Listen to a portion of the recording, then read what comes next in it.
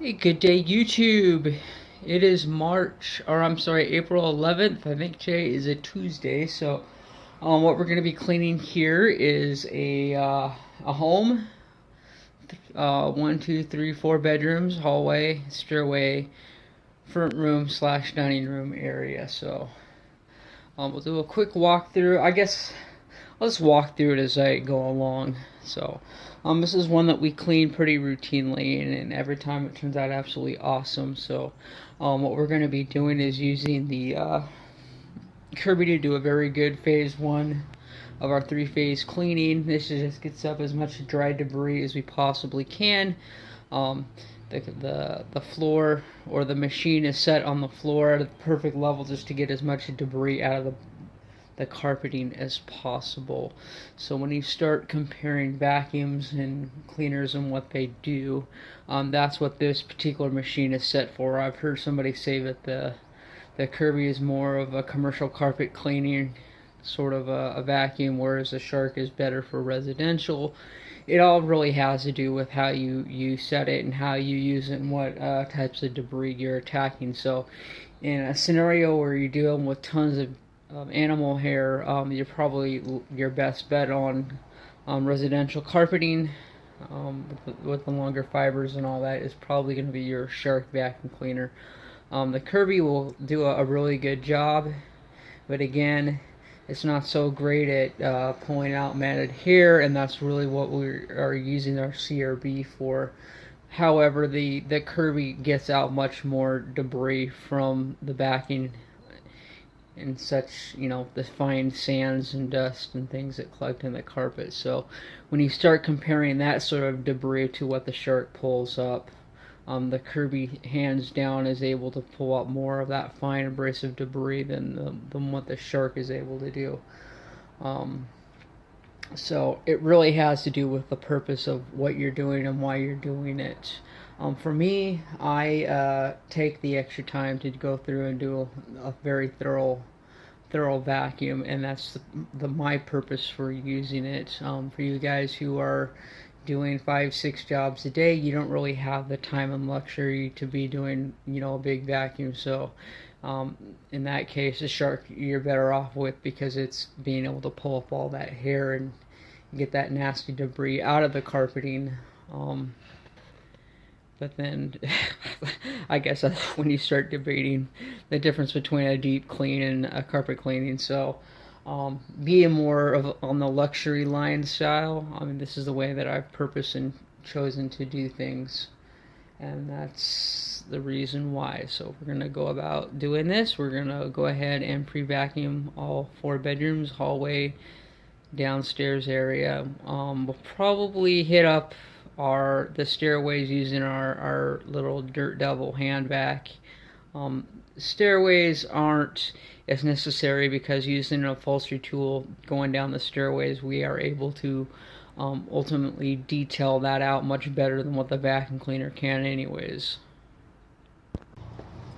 When you go over that carpeting that has already been vacuumed, and you pull out half a bag of debris from the carpet of just sand and dirt, that's what gives me the gratification that we are doing a really good job at prolonging the carpeting, just by getting all that abrasive nast that gets lodged deep down under the carpets out of there.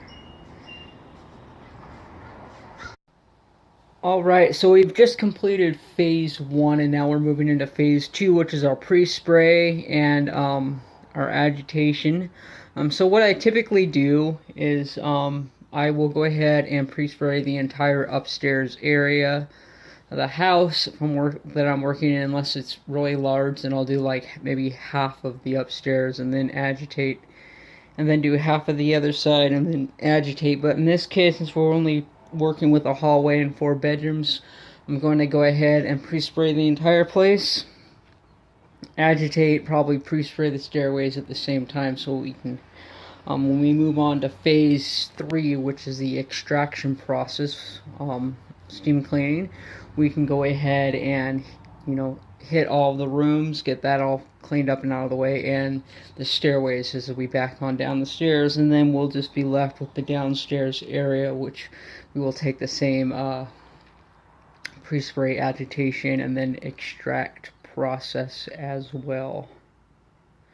Now, I know that the sodium carbonate product that we use by Master Blend, which is it's called Soap Free. If you're interested in looking it up, it says that it has a proprietary blend of cleaners in it, and it's not very, it doesn't tell you exactly what is in it. However, I have a hunch there's probably some peroxide in it, because that is a natural green cleaner in itself, and then I also boost it with more peroxide as well. So with the sodium carbonate, I mix it as prescribed on the container, which is about, for me, it's 2 scoops a gallon basically, and then I will go ahead and add another 3 to 4 ounces of the 20% peroxide from Vacaway to that, to give it some more cleaning abilities. And when you're dealing with urine, it gets all the urine up, you don't have to mess with it. It gets the coffee out, you don't have to mess with coffee.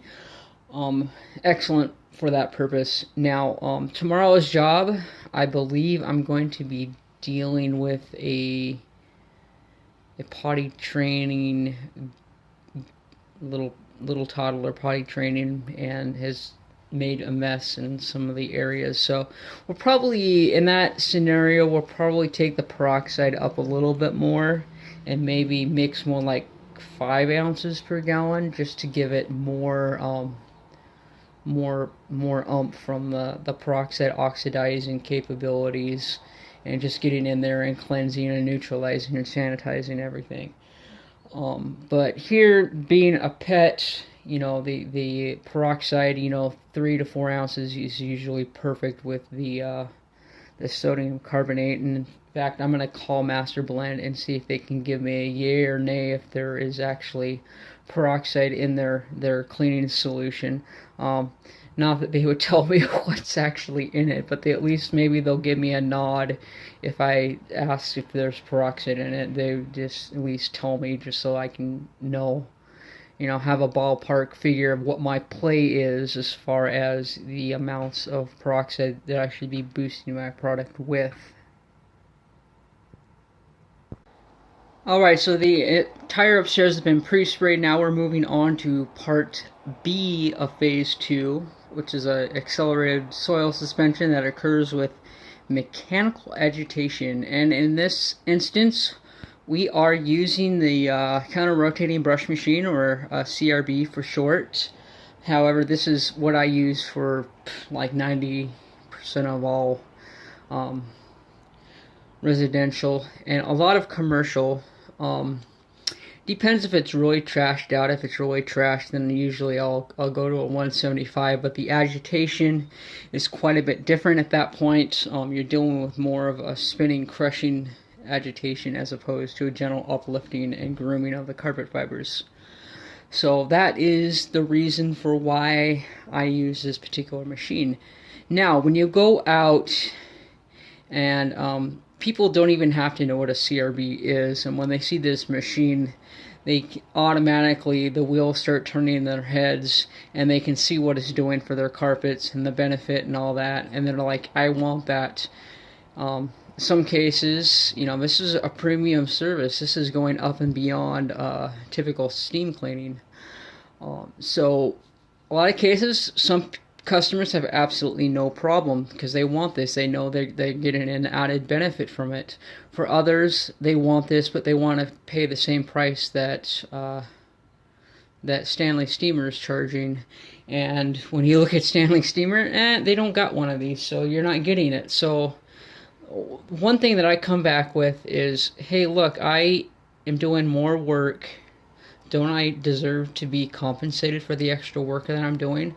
I'm also invested $3,000 in this machine. Shouldn't I at least be able to be making a profit from, my investment, or am I supposed to just give it to you for free?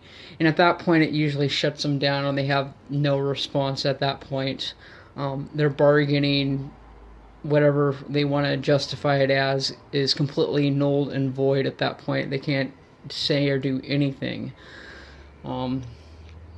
Because nothing that they say or do will make any sense whatsoever. So anyways, with that said, I had to give a little rant on that because I had to pull that hat trick out the other day at a job, and that usually shuts them down.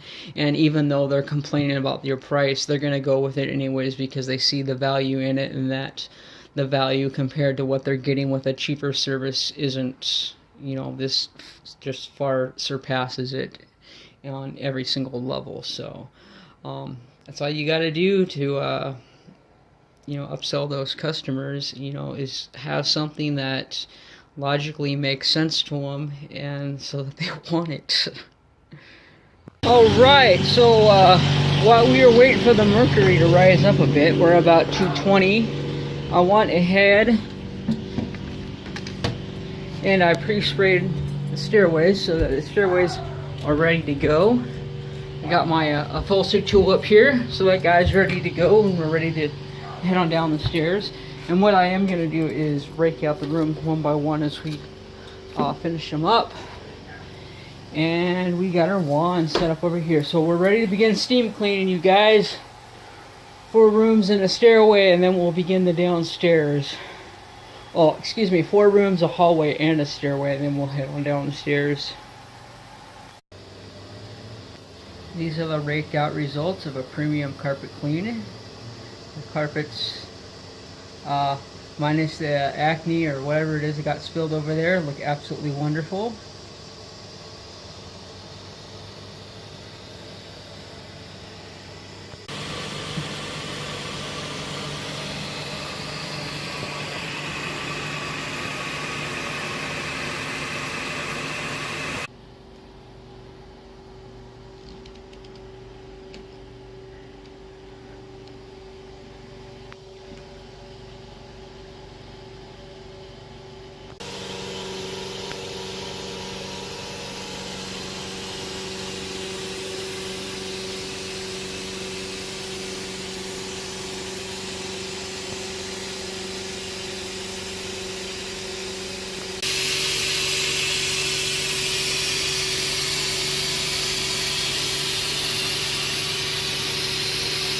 Alright, the upstairs is all completed. Now we are going to go ahead and head on down the stairs.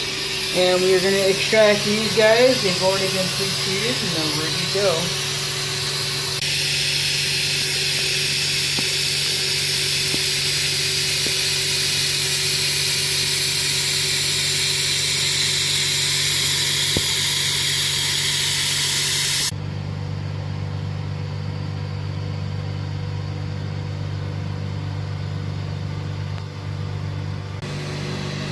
Alright, so this is the downstairs dining room slash front room area.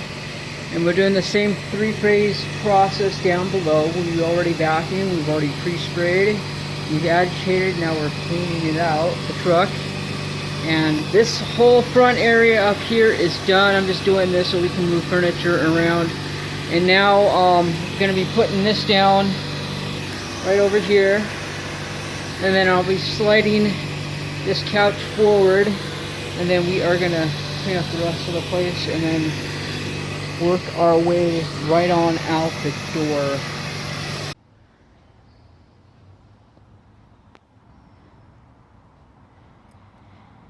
Alright, we've treated a couple of red spots with ChemSpec's red eraser product that is pretty much equivalent to Pro's Choice Red 1.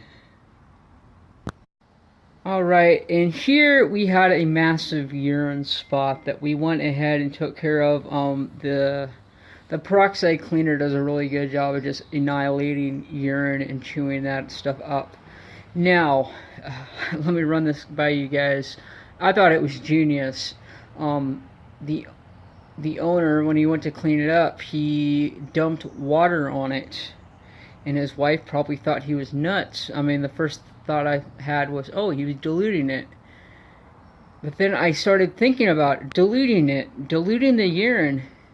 you're potentially diluting anything that's going to cause any crystallizing, any discoloring, any acid, any of that stuff that could be going on with the urine in its diet or whatever it was eating. Diluting it would pretty much cease all of that. The other option is that you could go to the store and you could use some Nature's Miracle. However, the problem with Nature's Miracle and any over-the-counter spotter for urine treatment and pets is that once you apply that Nature's Miracle on the urine, it's no longer a urine spot. So a carpet cleaner have difficulty dealing with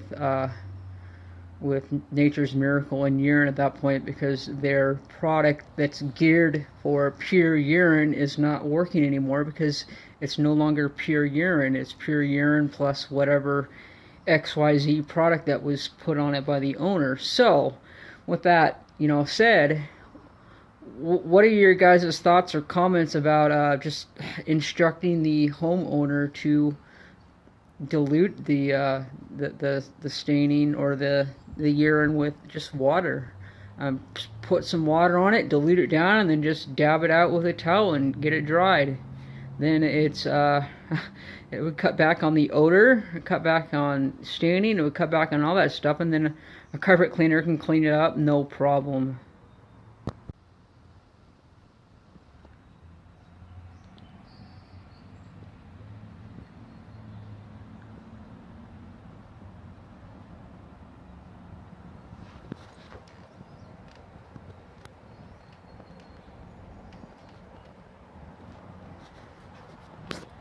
Howells Carpet Cleaning here, saying sayonara to today. Moving on. If you happen to be in the Milwaukee, Clackamas, Gladstone area, all you got to do is type in carpet cleaning near me, and you'll see Howells Carpet Cleaning pop up on a little red dot on that local map. Feel free to give me a call. My direct line is 503-939-0534, and I would love to help you out in any way that I possibly can. God bless and have a nice day.